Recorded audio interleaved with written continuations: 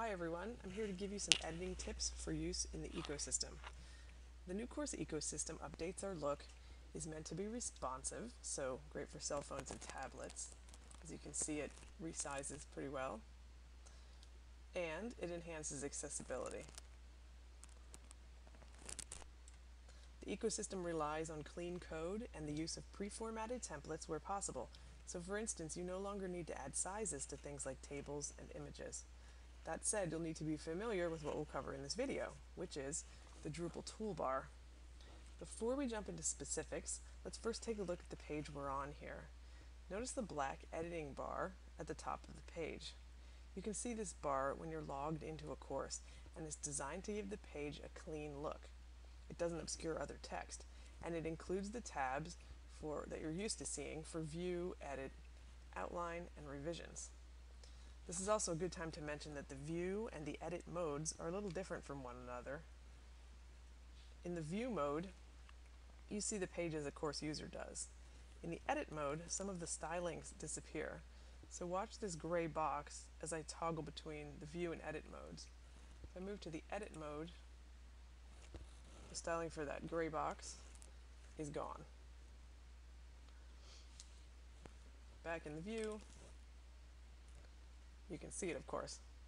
I'm going to return to the edit mode so that we can take a look at the Drupal toolbar at the top of the page. Which buttons can be used and which should be used with caution, or which should you stay away from? Most of the items on the toolbar can be used as always, but please be aware of the following. Please reserve the use of the underline button for styling URLs that are links. Justification buttons can be used, but if you find that you're in need of a lot of that kind of styling, please contact us so that the style can be added to the style sheet. That way, justification will happen behind the scenes and won't require special attention on every page. The indent button should be used only when you are making a multi-level list. Text, color, and background buttons should be avoided. If you have a need for color and require some assistance, please don't hesitate to ask.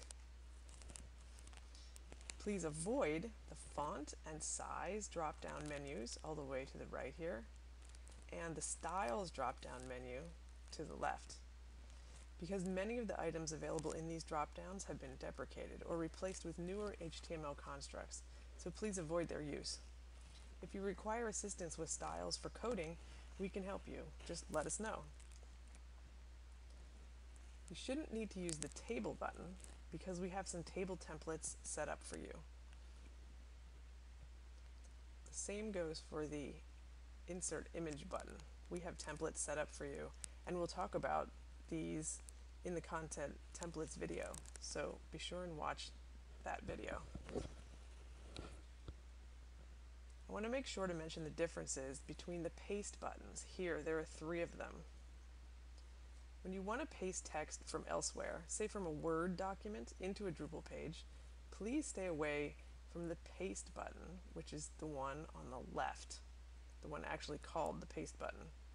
Adding text with this button can cause your designer or design assistant to spend time cleaning up the HTML to remove unnecessary code. Sometimes a lot of unnecessary code comes over when you paste with this button, like pages full of unnecessary code. So which of the remaining buttons should you use? Well, that depends on what you're doing.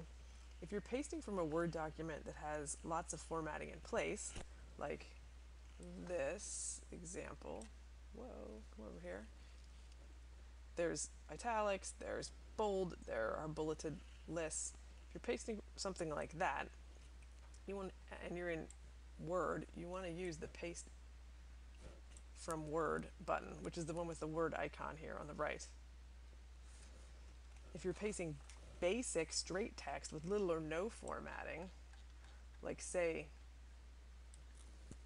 a paragraph like this, then you can use the paste as plain text button, which is here in the center.